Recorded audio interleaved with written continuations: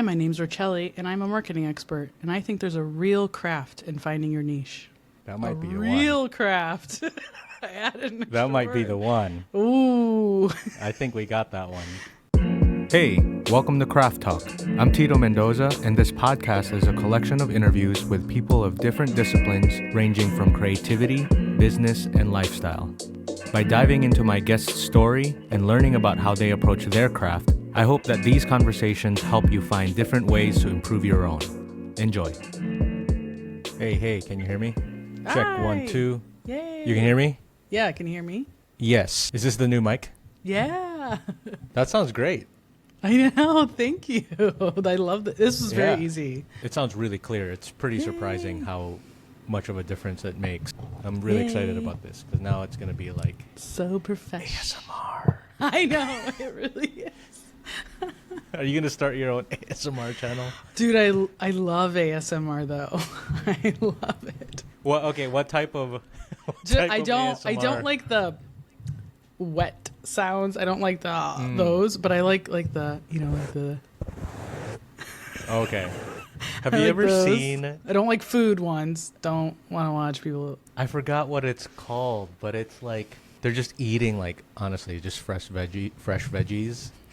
So it just like the snap of like cracking in a pepper like it's Yeah, that might be ridiculous. different. I feel like the food ones I always see is like they're going to eat a pound of pasta and it's like I don't want to. Oh yeah, like watch. the eating challenge. Yeah, ones, yeah, so they're like an eating challenge and then also the ASMR of it all. I don't know. But yeah, I don't know. Well, maybe your niche is gonna be like marketing tips in like the ASMR voice. I don't know. Yeah, in like a real lovely radio voice. Yeah, Calming. I do. Yeah, there's I do diamond art, which is like paint by numbers, but with these little like gems. There's like a little bit of like the stickiness on it or whatever, and I was like, oh, that could be. I could just record me bopping it like that too. Whoa. I feel like you're evolving. The last time I talked to you, you were doing like mandala coloring books. Yeah. Yeah. So I've gone through some waves of like, yeah, actually, I can show you it too after. I have it over there, but I don't want to get up. Okay. I really like the diamond art. It's like they're very intricate and beautiful, but I don't have to like think what color's next. It's telling me like a paint by number. And they're very monotonous, which I like, and I know a lot of people hate. And I do it specifically of like not to rush through it, not to like, because there are tools where like, oh, you can pick up 10 and put 10 at a time. I don't want to put 10 at a time. I want to put 1 at a time. I want this to slow my brain down. Then So I end up explain with it all again this real quick. art. Yeah, here, I'll show it to you. So One it's second. like okay. So it's like Holy little cow. little gems, these little like diamond things, but see there's like a paint by number key. But see, this is what It it almost looks like. like that like 8-bit art almost. Correct, yes. So like this is what it looks like when you're working on it. Like that. And there's, Okay. numbers. Yeah, it's like very 8-bitty art. Does it come in a kit where all Yeah. the gems are categorized? Yeah. My mom does a lot of cross stitching. Yes. Very similar. And it's like there's the map of what the design's going to be with like and it's categorized by like thread color yeah. and then the patterns and all that stuff. That's really intense. And Yeah, you and like it why? I like it because in the same way that the mandala coloring is like, I'm not overthinking this. I'm not overthinking this either.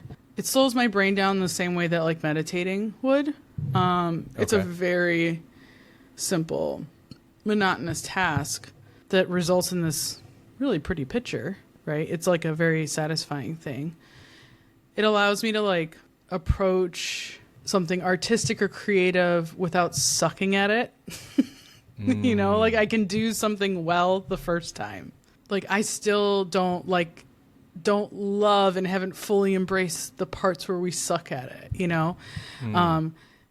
but I do fully recognize like I'm being, handheld like a toddler through that. But like I get it. It's not somebody else took the time to make sure these numbers are right and whatever. Like, I'm not very inspired to like make my own, you know, and like take my left, like that's not really what it's for. Like, I think the messy stuff, like if I'm going to learn a new piece or I'm something like that, like with a piano, like I'm willing to do that with piano because I've done the messy part and I feel comfortable with that there, but not like, I'm not an artistic, tactically person, but I like it. I've also been someone who is trying to lean into meditating, sitting still, sitting in silence, right? And not using that as a opportunity to perseverate on something, overthink something, right? And just let my mind go bonkers, right? In the same way that like journaling, I feel is far more, and journaling with a pen and paper, not typing, is far more intentional of a meditative thing as well, because your brain has to keep up with the speed of your hand, which means you have to slow down. You have to be a little more thoughtful. This as well, like I did buy a toolkit that allows me to pick up multiple at a time, just because I was like, oh, that looks so cool when I watch a video doing that. And then I did it for like a day and I was like, oh, I don't like this. I actually love doing it one at a time. Just one at a time. And I don't care if it takes me 7 hours to do it, right? And, you know, one thing when I first started that was just, it was something also as well, so that I'm not sitting here scrolling on my phone or even just watching TV mindlessly. But I would still like maybe have the TV in the background, have music on, and I still do that now. But I do a lot of times now just sit here in silence and do that, like just silently. And for hours. And it's super helpful. Yeah. That's a really interesting topic to start on, because it seems like it's like this like throwaway kind of conversation that we're having, but it's actually fascinating to me because it's kind of tapping into something where you're achieving creative work without the pressure of creative work. I don't know if it's just like our type or everybody has this feeling, but there's something satisfying about kind of low stakes art in the sense that, like you said, the directions are already there. You have some type of boundary. When you're predicting the future, there's an outcome that you know is going to be fun and beautiful. And you don't have to go through like the messy, well, how do I do this type of thing. Amanda and I, my wife, for the people, you know who Amanda is, but who's Amanda? No, we are trying to get into jigsaw puzzles. Yep. But we both have this thing. We can see the appeal, but in the midst of doing it, there's still this like pressure or like connection with failure, if that makes sense. We had this like, I don't know, 500 or 1,000 piece puzzle or something like that. And it took us a really long time. And it was hard to feel like I was accomplishing something. It felt like it was more of stress. Like I was equating not getting more pieces as me not being capable. I want to get to a place where I'm just like sitting there for hours, just vibing out, you know? Have you seen New Girl? Yeah, when he's puzzling. You know, with Winston puzzling. Like, I want to get to that vibe. Yeah. But for some reason, Amanda and I are both like, we got to figure it out. We got to finish the puzzle. I have also a lot of puzzles.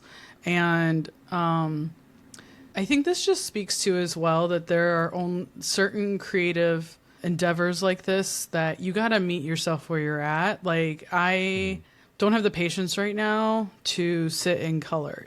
I don't want to, because I think I have a similar thing of like, okay, I got to finish this page. I got to color this whole page, right?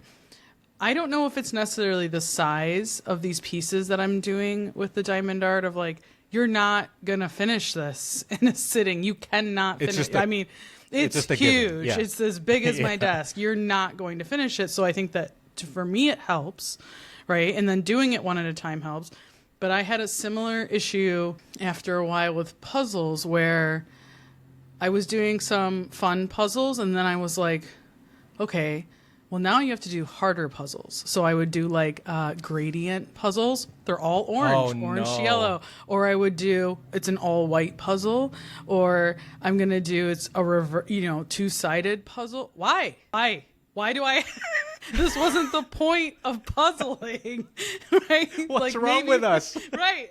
And then I was like, fuck these puzzles. Fuck these puzzles. Like, so I have a basement filled with gorgeous, beautiful puzzles, and I keep telling myself that I'm going to maybe do some of that in the winter and whatnot, of seeing like if I'm more willing to, my brain has the patience and understanding as well of like, you don't have to hurry up and finish this puzzle, or you have to find. But I do think that happens with puzzles where it's like, you hit a wall and then you're like, well, now this is a chore and I got to finish this, And honestly, the flower diamond art I showed you, that one took me forever, because the one I did previously, I was like going hard on and like, I'm going to do it. I'm going to finish this. I want to see how fast I can do them. Right. And then it made me not want to do the next one. Yeah. Right. So it took me 3 times as long to do the next one, because I would like not do it for like weeks at a time. That's neither good or bad. It's just, I do think that is, especially for you and me, probably Amanda too, it's like the nature of our brains. I know, I have a friend who she's like Winston, she does the puzzling. Like it's not the stressful thing. Why are we stressing about our hobbies? That sucks. I don't want to do that. So I think this diamond art one is one that has stuck for me for quite a while, and I'm trying to not ruin it. Yeah. So, and I think a big lesson in this topic is you have to be protective of the things that you're finding a lot of joy in, and you have to really strike a good balance with it. And I think that translates to just like so many things. Like, we're not just talking about jigsaw puzzles or mandala drawings. Like, this applies to everything. And it's funny because you were saying you were kind of ramping up your jigsaw puzzle experience. Yeah.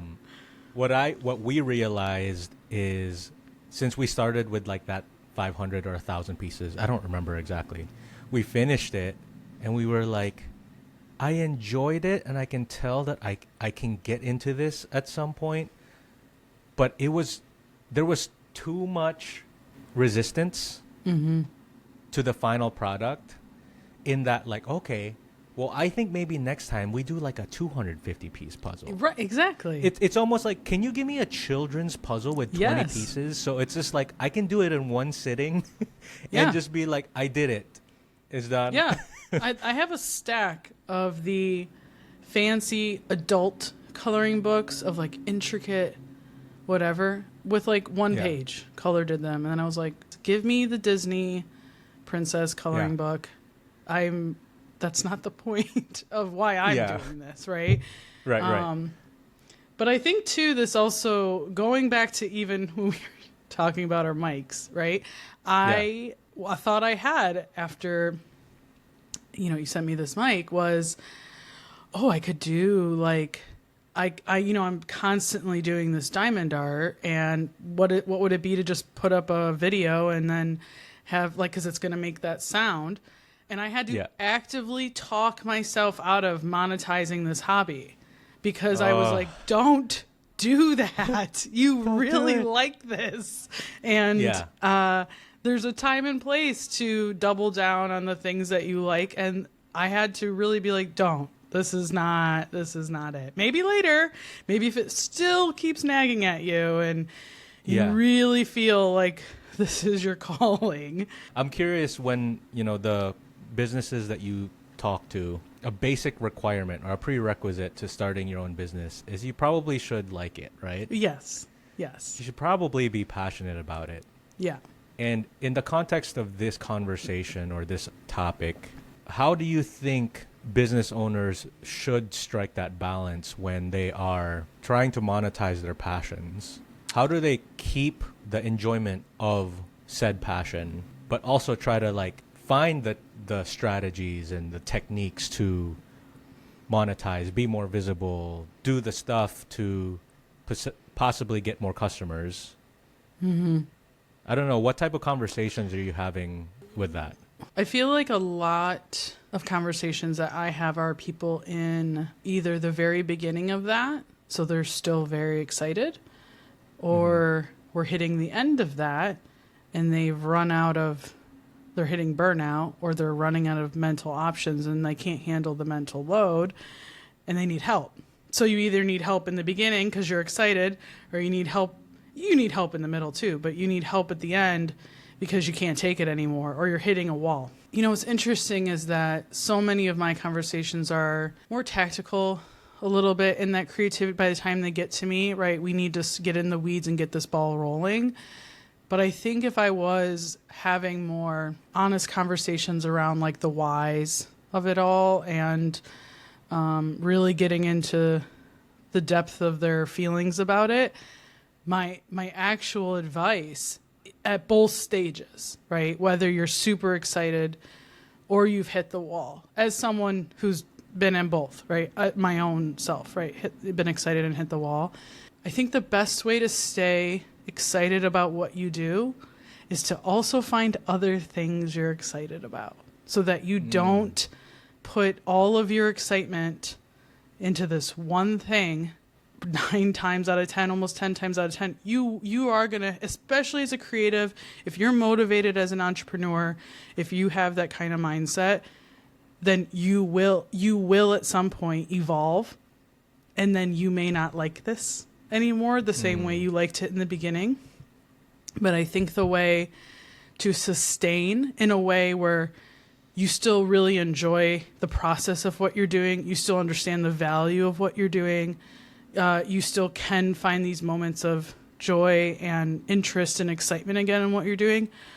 The ones I see do that well have a lot of other things that get them very excited too, that have nothing to do with that. Just indirectly, they find the balance, right? So they find the work-life balance sort of thing, but it could be a work-work balance, could be a life-life balance. So yeah, that's truly what I would say, is that don't become so obsessed with this. Well, there's times and places, right?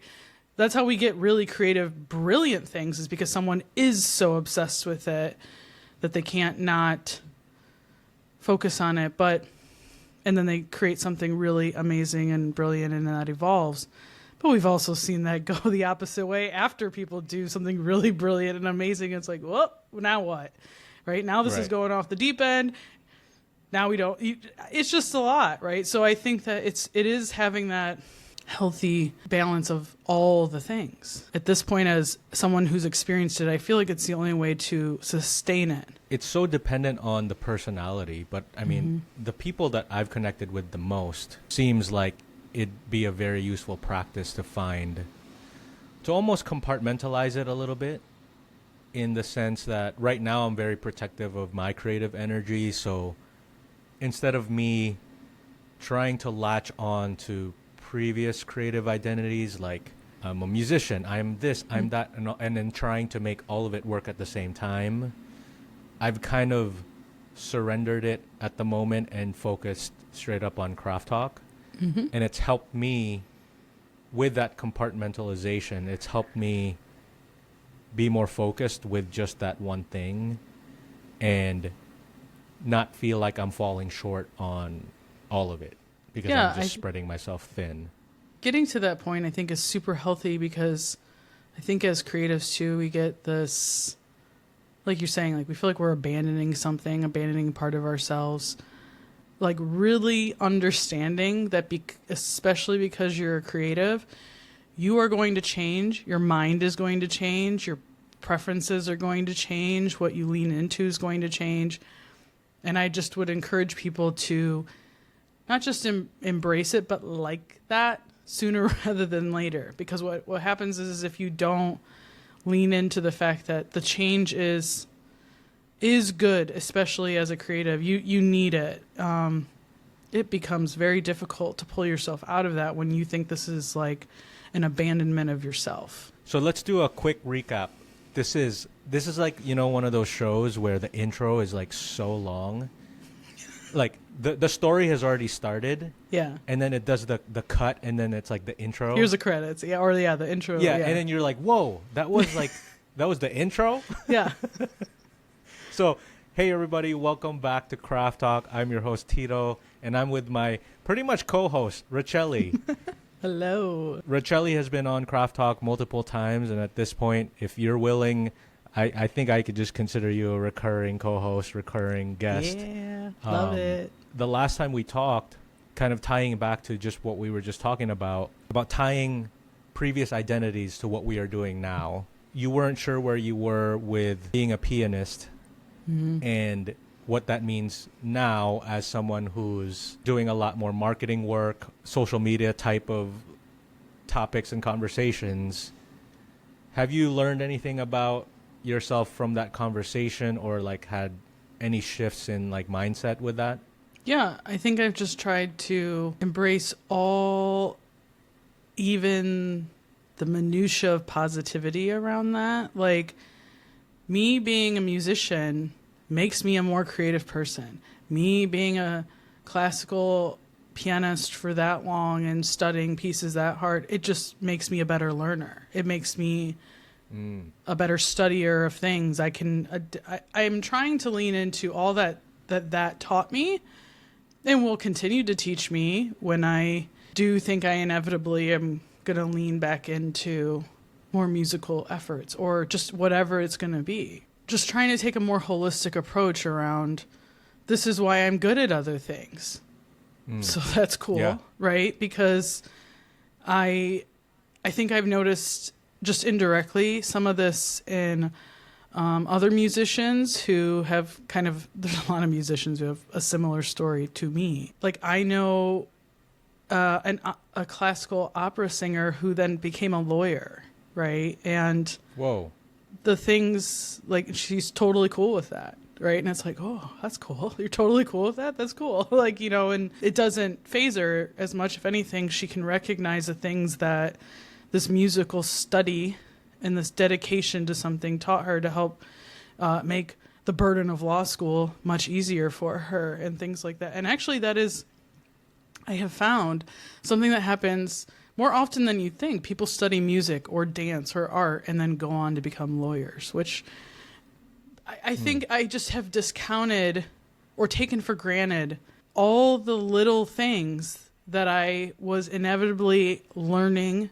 adapting, adjusting to being a musician, which is why, to a degree, some other things have come easier to me.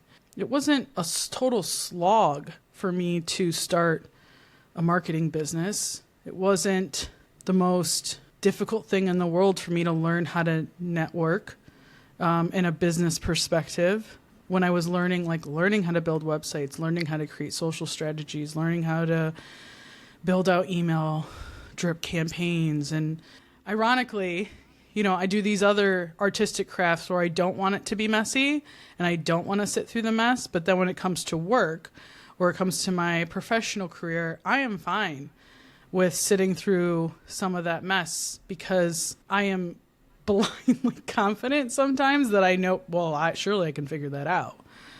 Right. I memorized a 32-page Chopin ballade. Yeah. Surely I can figure this out. I've taught to a group of 15 3 to 5-year-olds for an entire summer of music lessons. Surely I can figure anything else out, right? Some of these other things that seemed daunting, and there was no playbook for me on how to do that either. I think that I don't expect a playbook when I'm looking at certain difficult tasks. But I think to answer your question, I think it's gotten better, right? It's gotten better of me being okay with the fact that there are seasons of life where it may not feel good to go through the shift in your identity or embracing those changes in your identity. But if you can look at all the things that you're taking with you, that's what makes it exciting and empowering of whatever this next thing is I'm going to get excited about.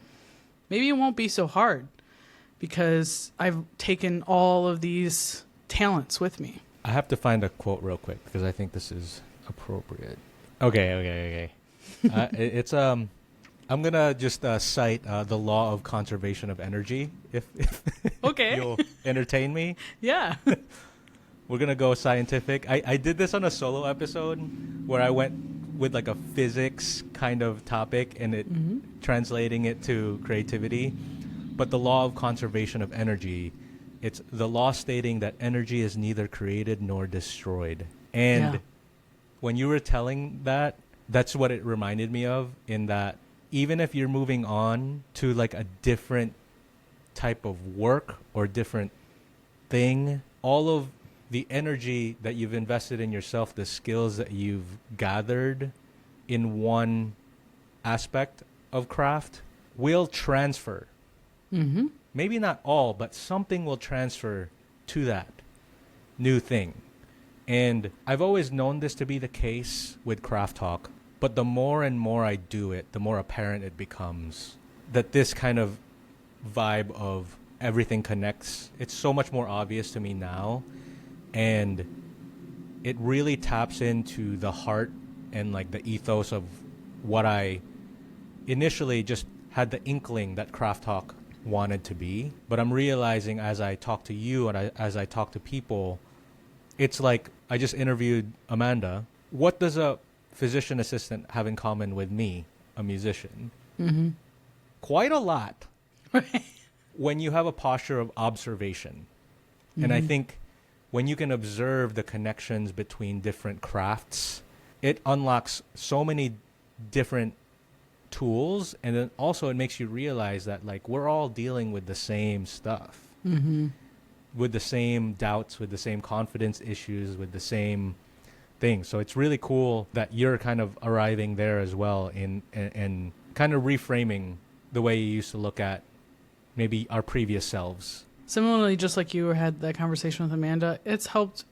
I've been able to get there from obviously our conversations, but then also the similar conversations with others, right? In the sense of I've met more people who are like, oh yeah, I was a artist, or I was a tactical artist, or I was a musician, or and they don't say was. I do that, right? Still working it, but it's like I played such and such for, and like they don't have the struggle in the sense of like identity around that I do, but that's helped, right? Because then we find a commonality, and then I don't feel so shameful about it.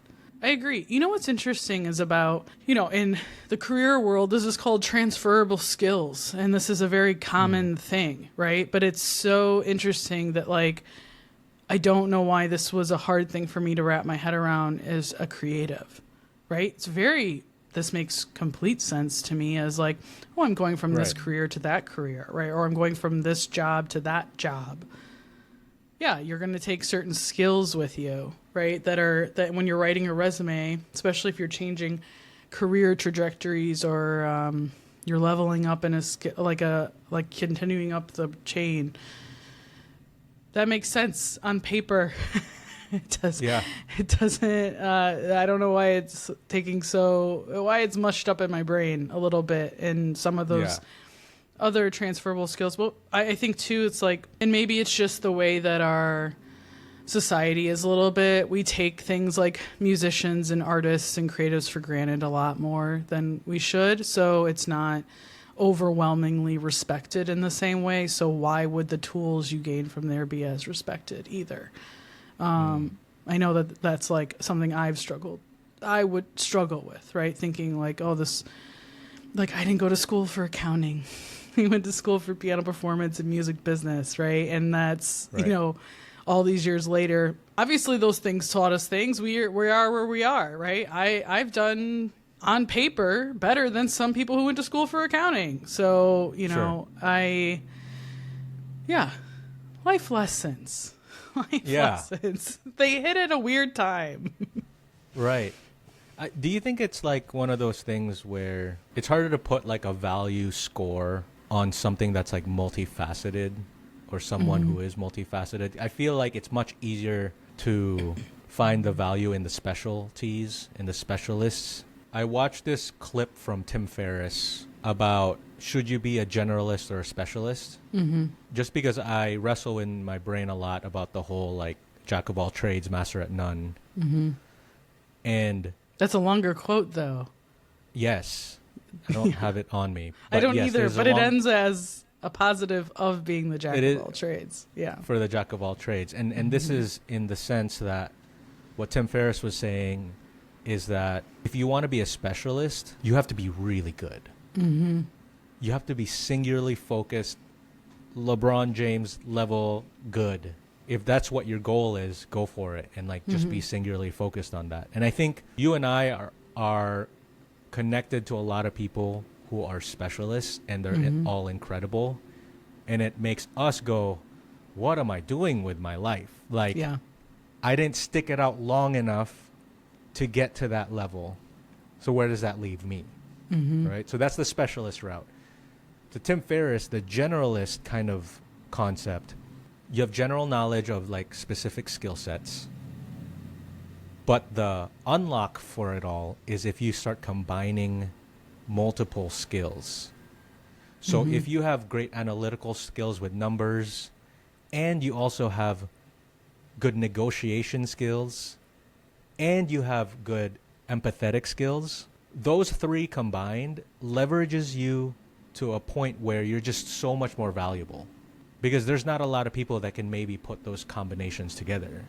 Like someone who's analytical and empathetic, that's a major craft that like I think not a lot of people can maybe do at a high level. You know, somebody might be really good at like detailed crunching the numbers and they're a good storyteller, which is the entire key to be able to communicate. For them to be able to communicate it in ways that is digestible and informative and actually have people understand the story of whatever calculations that you're doing, that's huge. Yeah. So I think for me, I like to look at it like that in that I am just gathering all of these different skill sets from different places and I'm able to leverage it into something. Yeah. It's Maybe like a new takes us longer specialty. to arrive there. Right. Yeah. You're right. You and I are two people who know a lot of specialists. Disproportionately, I think I've realized disproportionately to more people, like in the sense that not other people that I know. Other people I know are probably more comfortable with this sometimes because they know more generalists, right, around things or their life around that. But like I was raised by specialists, like in my family is filled with specialists and stuff like that. So yeah, it's like how do we find our specialty within all of the skills that we're gathering? Yeah. Or do we need to put a title on it? Is it necessary for us to put a title on it? In the same way that a specialist is going to be driven and focused and motivated to keep going and become very, very good at what it is they're doing. I almost feel like in a world and society that doesn't know how to celebrate the generalists as much, again, this is where you find those people. You need to find a community that does, right? Or the outlets that do. Because you will find that same drive and motivation and push to keep adding to your toolbox, like a specialist is in the way that they focus. I see where I have moments where I've had setbacks around that, and that's where I'm spending too much mental energy around the specialists, and they don't get it. Right? Or it's not as valued to them, not necessarily in a malicious way or whatever, but this just like doesn't make as much sense as it would to. This is why we can have conversations like this and our mind just goes, right? Because you find that right pocket of community like that, and the options now are endless, right? Of where to take it. So maybe this might be a good opportunity for me to bring up this idea that I'm developing. I think we have to abandon the main topic that we were going to talk about. We'll talk about that another time. Yeah. Yes, we'll save it for another episode because it's really good. It is. But this is exactly why it's so easy to do this with you is because I knew this is how it could go and there's no pressure. You know, when I approached you to be like, okay, what episode do you want to talk about? Let me start like a page that we can like start typing stuff on. I knew that our brains would immediately start creating systems. That's there. That's great. We're going to be able to pull from that. But I also knew, I was like, it has never felt like work to do this, so I want to keep it that way. And in the same way in the beginning, I think us protecting what this is really important for us to be able to have the longevity. And like, look, it's like, look how much time has already passed. We already abandoned our plans and we're totally cool with it because I think the topic that we started off with ASMR. I know. And somehow landed on like our goals and our identity. Yeah. Yeah. We will revisit the idea. Maybe you could sneak peek a little bit of what we want to talk about on the next episode or something. One topic that I am currently developing for a solo episode, and it's very in the early stages, is about the idea of the niche. Because I always hear like find your niche or niche. What's your take? I say niche niche or niche? I say niche. But no, I've heard both. I've heard both. Yeah. Niche is, it sounds very like French. Yeah, I think niche. it's a French word. It probably is. Okay. Yeah. And then niche is like the American version. Yeah. Maybe. We're lazy. Okay. So. Yeah. And whenever I hear find your niche, I have a slight allergic reaction to it in the sense, maybe because I'm a contrarian, it's a little buzzwordy, but I will say when I'm hearing it, I've been in this constant battle with myself because I am trying to grow Craft Talk. I am trying to find ways to make my page more cohesive and understandable. Whenever I'm on like runs or something like that, I'm just like, find your niche. Like, what is it? Craft Talk in general, it feels like it's all over the place because my goal is to just interview people of different skill sets and type of work and crafts and all that. So it's just like, how do I find my niche in this like thing? Do I want to keep niching down? That's another term, right? The ethos of this thing is not about niching down. It's about like opening your mind or whatever. So I had a little bit of an aha moment. The main kind of thesis is that finding your niche is a strategy, not a mentality. And don't confuse the two. That's great. So I wonder what you're kind of hearing there as someone from a marketing background, the importance of niche. Because I'm not like shitting on finding your niche. I think it makes a lot of sense and it works. It's proven that it's working. I just wanted to make that distinction of like, oh, okay, I need to use it as a strategy when I was thinking that people are niching down as a mentality of how they look at the world and social media.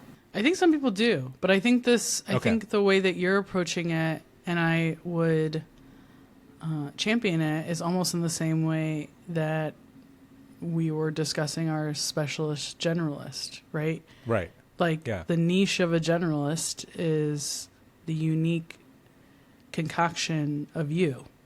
The niche of a specialist is going to be very topical, finite, easy to categorize. I'll just say that when I tell people about Craft Talk, when they ask me about it or I'm talking to them about it, and they're asking like who you interview, right?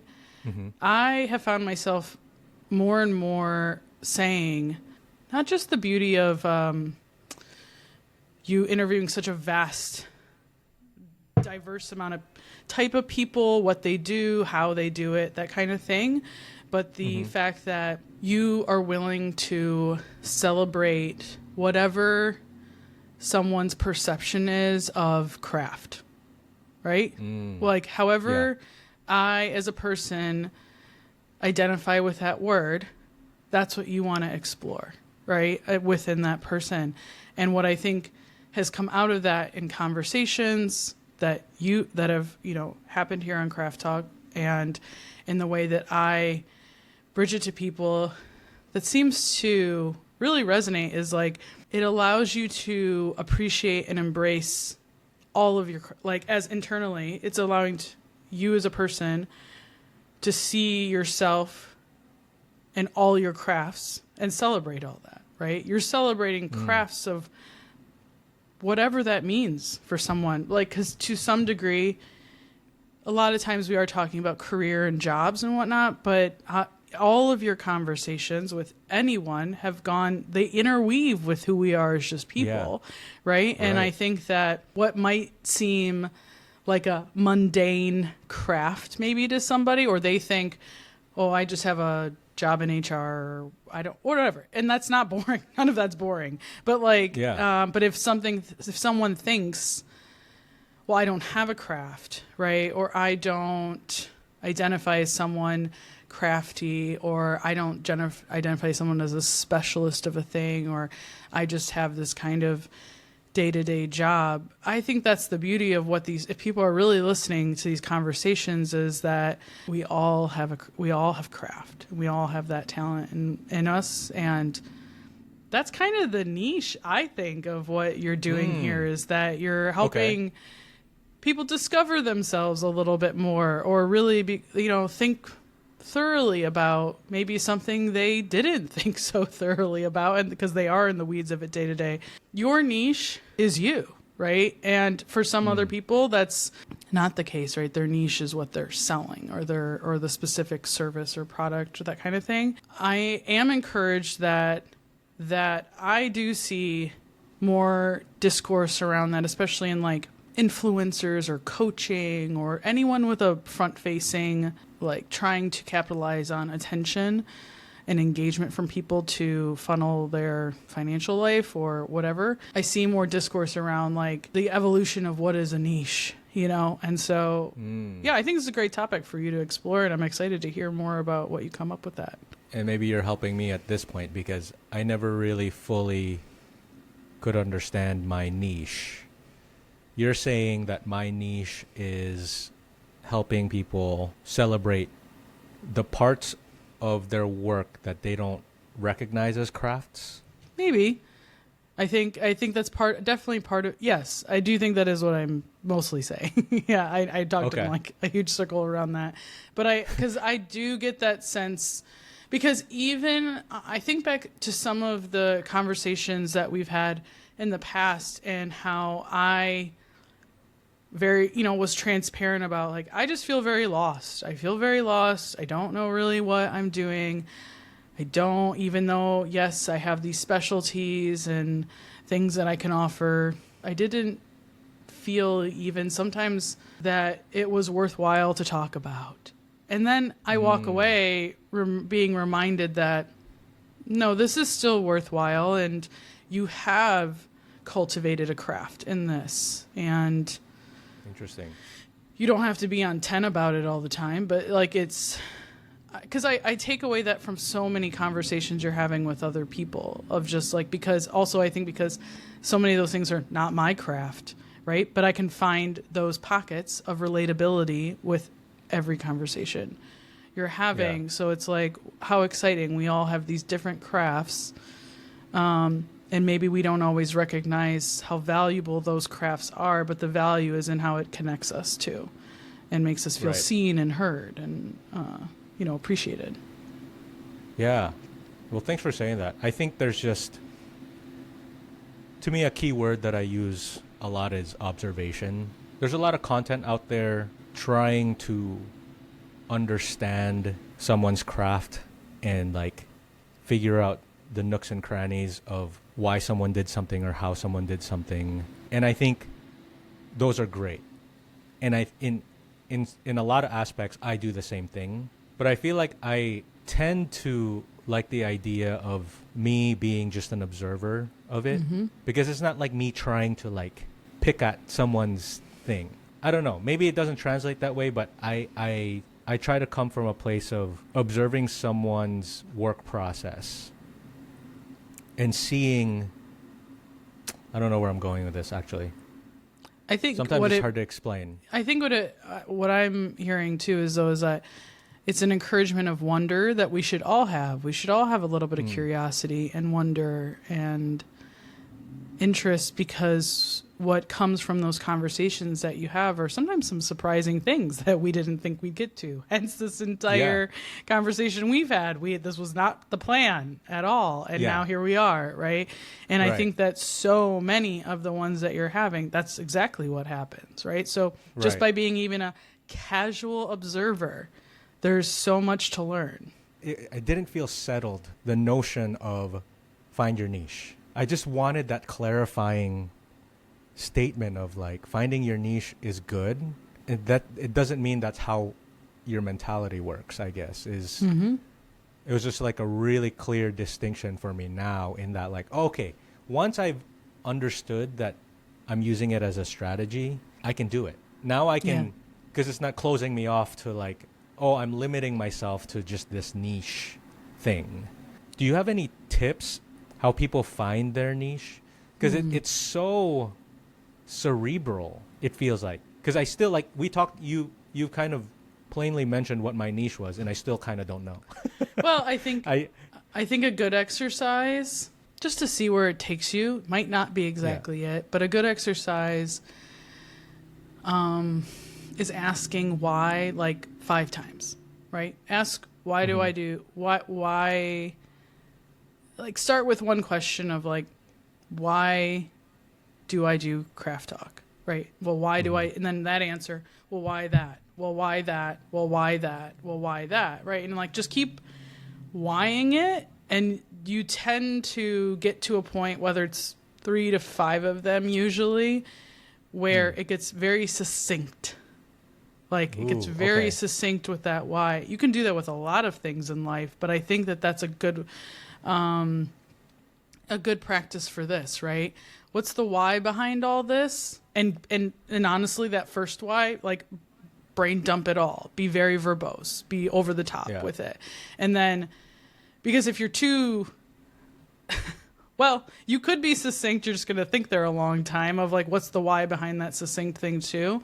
And I think you'll know when you get to that really like, oh, this is the final boss why. This is the deepest why, final right? boss, like, yeah, this is like, there are no more whys past this is the core of the why. That will probably bring up a lot in the sense of like, hopefully some confidence around, okay, yes, I understand.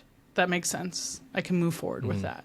I just also think too, maybe because it is the word niche, all of our niches don't need to be super sexy and crazy and fun and oh my God, like that's not, I think there's a lot of emphasis on it has to be this like beautiful niche, this beautifully phrased niche. It's like, super mission driven, like heart. Yeah.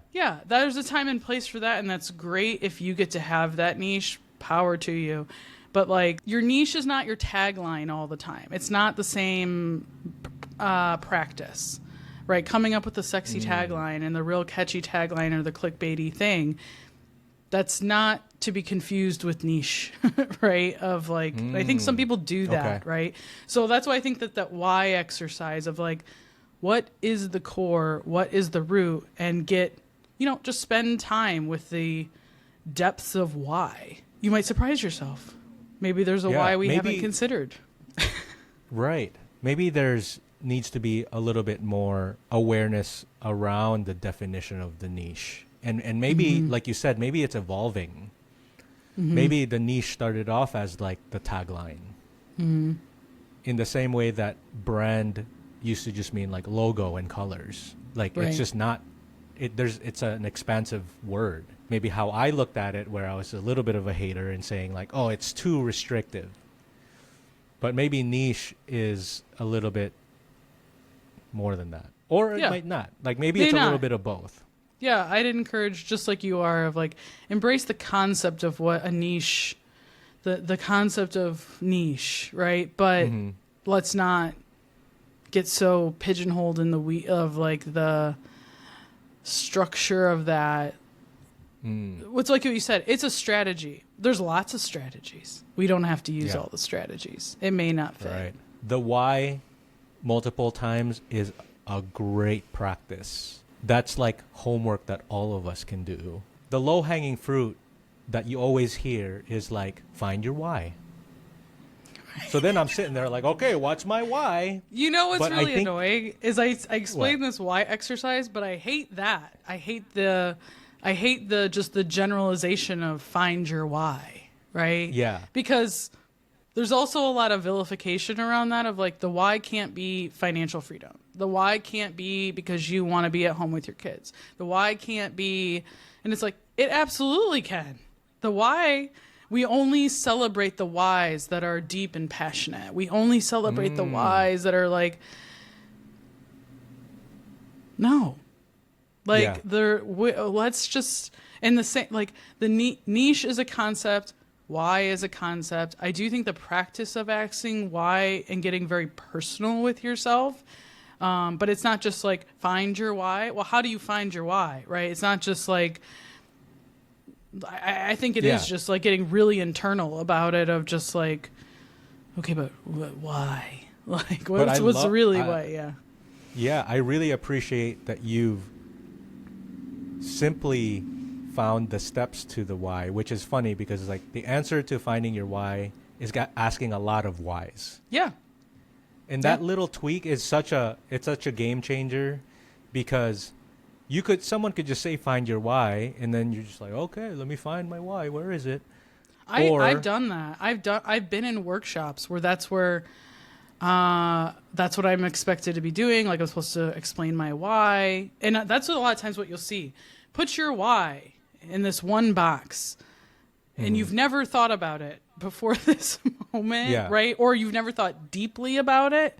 So, and that's supposed to, in these workshops or in this brand building or business building or whatever, supposed to now empower everything of how you're moving forward. But if you haven't thought, I guess, deeply enough about it, this is, I think, why people then align with the wrong strategies or they're doing the wrong tactics.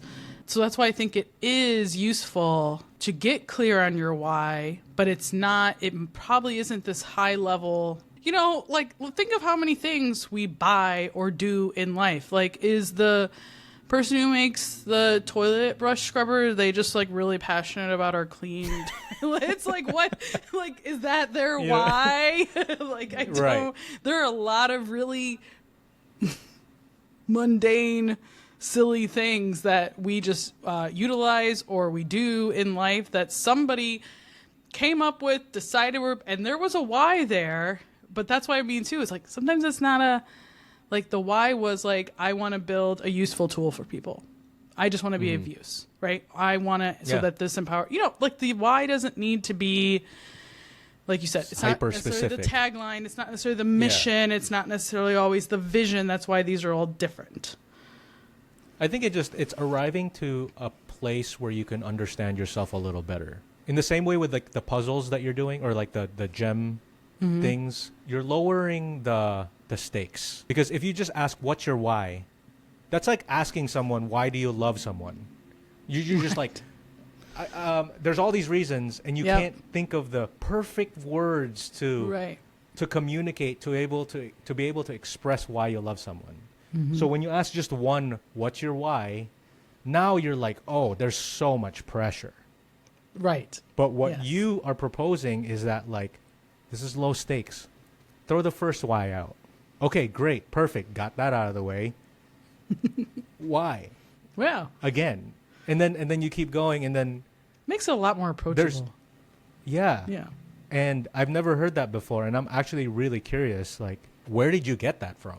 Like, gosh, how did you just think? I've never heard that before.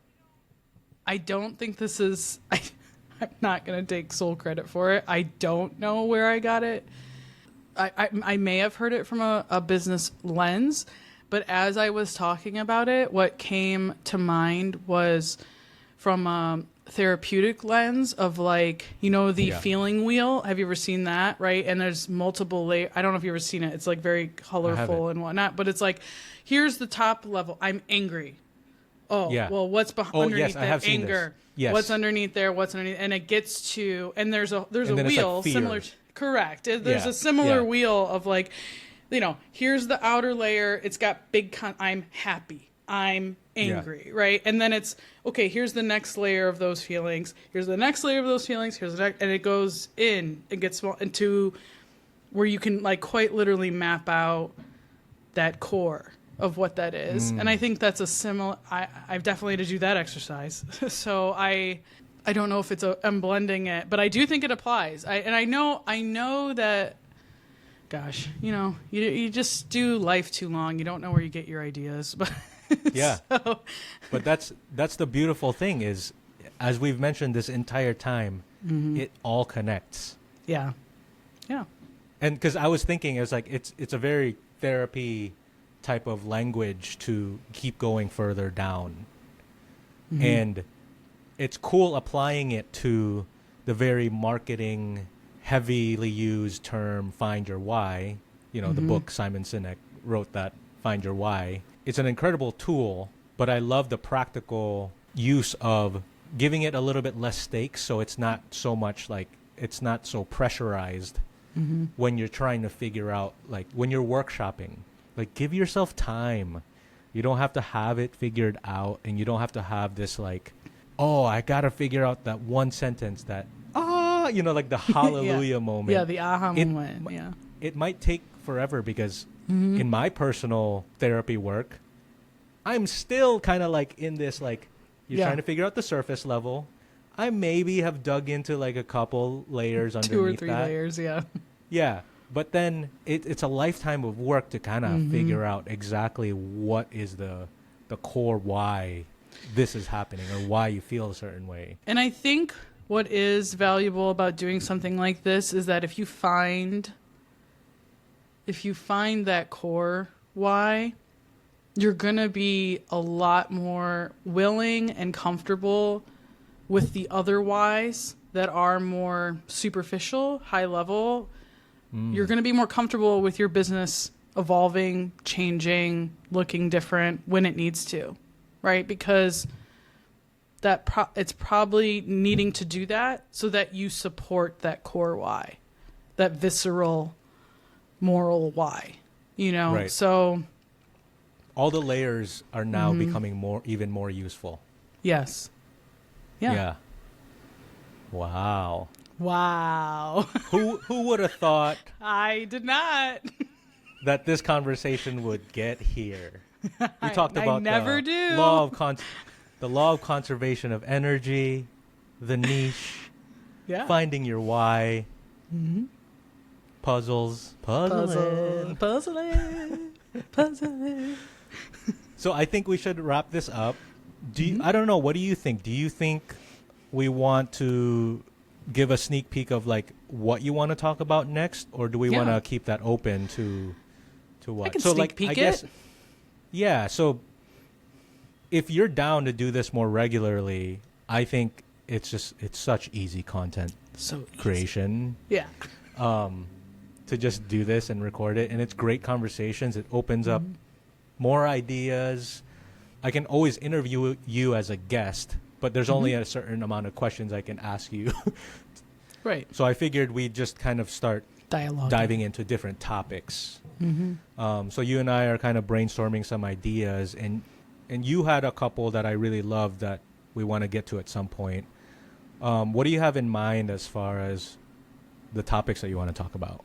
Yeah, I think that some of these most of them still have kind of a marketing lens. However, right, it's still humanizing and reminding people that like all of marketing is humanizing, right? And that can be chaotic good or chaotic evil depending on how someone is using it. Strategy and tactics and things will probably come up in those conversations, but it's more of looking at it a holistic view that maybe isn't done enough or reminded enough to people who are especially in the weeds of consuming or also creating a lot of content or trying to build a business or trying to build a brand or just trying to feel comfortable with themselves within the span of what society looks like right now in terms of marketing yourself or branding yourself or just having, getting yourself through life.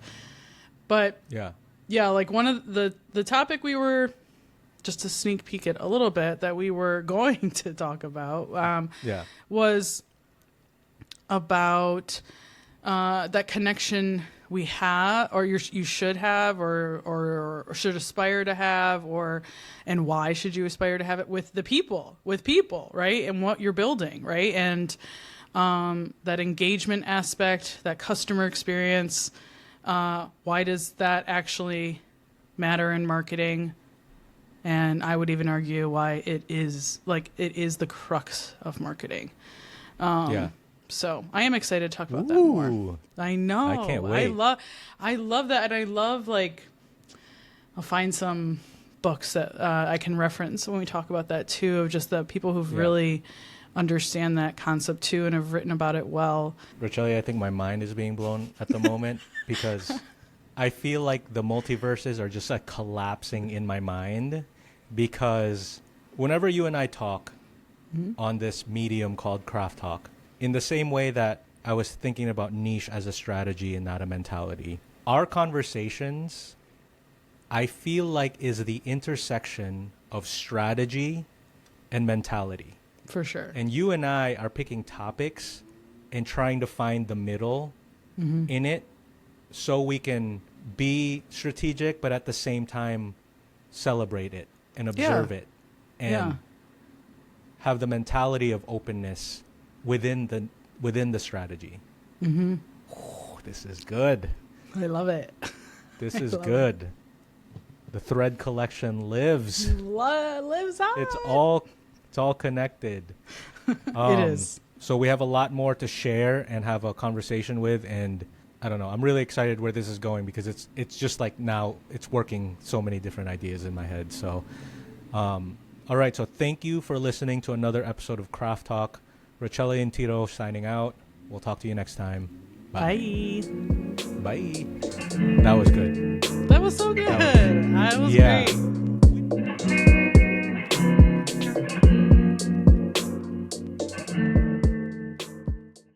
Yeah. I do want to try something, and I'm curious if I want to start doing this with the guests. A fun way for the guests to feel like the host. I don't know if I want to give them a rough script of hi, my name is Rachele, and I think there's a craft to blank. And then that's kind of like the episode intro as a hook in some ways. And then it's hi, my name is Tito, and I think there's a craft to wrapping burritos. And then the music starts. I think that's a great idea. I like it. Okay. I like it. So yeah, you want me to do one? So go for it. Let's try it. We could do multiple takes. Okay. I giggled take through one. it. Take one. Okay. I won't look at you. Okay. Just kidding. Okay. All right. Wait, what was it? It was the... It's harder than you think. No, what did It's you harder say? than you think. I always feel like such a dummy when I'm just hey, I'm going to do a quick intro. Hey, everybody. Welcome back to Craft Talk. You are now listening to Tito. I think there's a craft to finding your niche. Whatever. There's a craft to finding your niche. Okay. Hi, I'm Rachele Wright, and I'm going to redo that. Should I use my last name? I don't know. I thought too hard about it. Should I just say Rachele? Hi, I'm Rachele Wright, and I'm a marketing expert, and I think that there's a niche to finding your craft. Wait, there's a niche to finding your craft? No, that wasn't it. That was good. Have you seen the buttery, flaky, crispy flake? Wait, you said... What did you say? You said there's a niche to finding your craft. This is going to be awesome. I can't wait to do this to people. People, be warned. This is going to be fun, and it makes... I feel like if this isn't the beginning of the episode... Yeah. Oh, my God. You're going to want to listen to it. Right. Because even the bloopers are funny. Okay, you started really strong. Let's try it again. One more time. Hi, I'm Rachele Wright, and I'm a marketing expert, and I think there's a craft finding your niche. Nice. Nice? Then try it with just saying just Rachele. Okay. Hi, I'm Rachele, and I'm a marketing expert, and I think there is a craft to finding your niche. Nice. Profesh. That was good. Ugh. You feeling more comfortable? I was like, I have to think of it in 3 parts. Rachele, marketing, what's the third part, right? And don't flip it around. It's so tough. Why is that so especially, hard? Like, Why is that so hard? it's a different skill. It's a different skill. Like when I'm doing solo videos, I have my bullet points. You'd think I'd be able to get through freaking 3 words, but it's just like, what did I say again? Oh yeah. What was it again? And it's a different skill set that people think is easy until I put them on the spot, like I just did to you. So like, you're a really good, Yeah, really good sport about this. That was fun. Yeah. Hit me with another one real quick. But what? Like a different version? Go crazy. I don't know. I'm not directing you anymore. Hi, my name's Rachele, and I'm a marketing expert, and I think there's a real craft in finding your niche. That might be the one. Real craft. I added an That extra might be word. the one. Ooh. I think we got that one.